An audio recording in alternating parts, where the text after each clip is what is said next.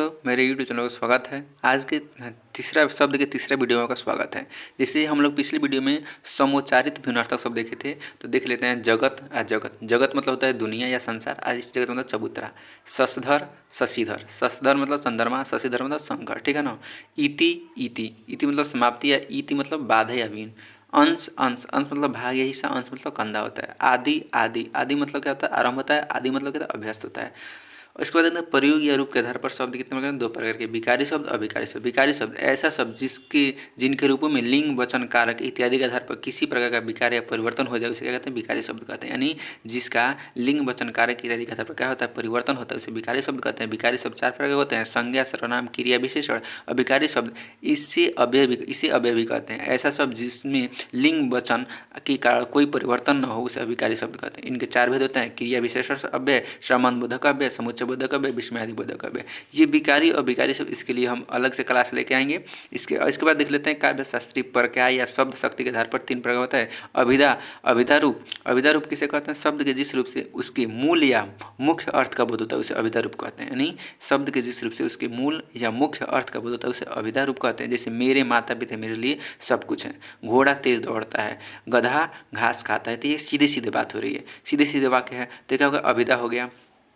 दूसरा देख लेते हैं, आपका होता है दूसरा होता है शब्द, शब्द का लक्षण रूप, ठीक है ना। शब्द के जिस रूप से मुख्यार्थ की बाधा होने पर उसका लक्षण प्रतीत हो, यानी शब्द के जिस रूप से मुख्यार्थ की बाधा होने पर उसका लक्षण प्रतीत होता है उसे क्या कहते हैं? शब्द का लक्षण रूप कहते हैं।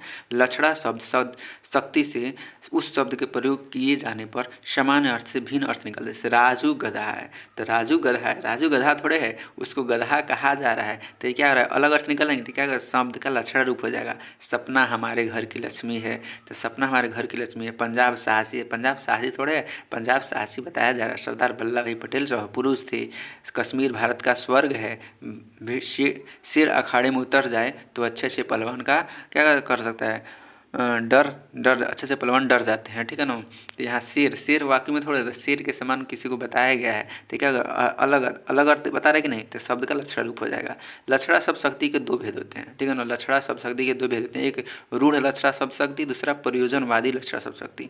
अब देखते हैं रूढ़ लक्षणा शब्द शक्ति किसे कहते हैं। शब्द शक्ति का वह रूप जिसमें किसी बात के प्रचलित हो जाने पर या रूढ़ हो जाने से मुख्य अर्थ से भिन्न अर्थ लिया जाता है, तो वहाँ क्या होता है? रूढ़ लक्षणा शक्ति होता है। जैसे सारा घर मेला देखने गया, सैनिक ने कमर कस ली, तो वो वाकई में कमर थोड़ा कसी, वो तो युद्ध के लिए ने कमर कस लिया, यानी तैयार हो गए। तो क्या अलग बात कर रहे हैं? रूढ़ा शब्द कर रहा है। वह गाड़ी चलाते समय हवा से बातें करता था।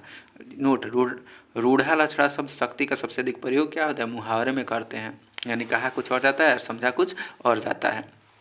उसके बाद देख लेते हैं प्रयोगवादी या प्रयोजन मूलक लक्षणा। जहाँ किसी कारण अथवा प्रयोजन के लिए मुख्य अर्थ को त्याग करके कोई अर्थ ग्रहण किया जाता है, वहाँ क्या होता है? प्रयोजनवादी या प्रयोजन लक्षण होता है। जैसे हीरालाल यादव की बेटियाँ एकदम गऊ हैं, यानी यहाँ गऊ का मतलब थोड़ा होता है, गऊ का मतलब गऊ के समान गऊ थोड़े हैं, यानी गऊ का मतलब होता है सीधापन है।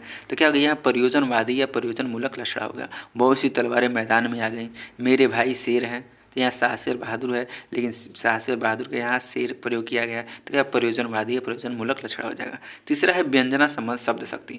शब्द शक्ति का वह रूप जिससे किसी शब्द का अनेक अर्थ होने के कारण वक्ता के द्वारा कही गई उक्ति या कथन का अर्थ श्रोता द्वारा कुछ अलग ग्रहण किया जाए, तो वहाँ क्या होता है? शब्द का व्यंजना रूप होता है। जैसे को तुम हो इत आए कहाँ, घनश्याम हो तो कितहु बरसों, यानी क्या कर रहा है? एक तरह से कुछ और कहा जा रहा है और इसका अर्थ कुछ और है। अहि गौरवशाली मालिनी सुधा समिति को बरसाती नहीं, निज कामनी को प्रिय गौलिनी कभी कहीं जाती नहीं। ये सब हो गया क्या? व्यंजना शब्द शक्ति हो गया। यानी व्यंजना शब्द शक्ति का प्रयोग सबसे अधिक वक्रोक्ति अलंकार में होता है, ठीक है ना। यह दो प्रकार का होता है, एक शब्दी रचना, दूसरा अर्थी रचना। चलो दोस्तों, ये शब्द का रूप टोटल आपका खत्म हुआ 3 क्लास में। इसके अगला वीडियो आपको संज्ञा स्टार्ट करेंगे, जो विकारी और विकारी शब्द है उसको पढ़ाया जाएगा। तब तक के लिए जय भारत।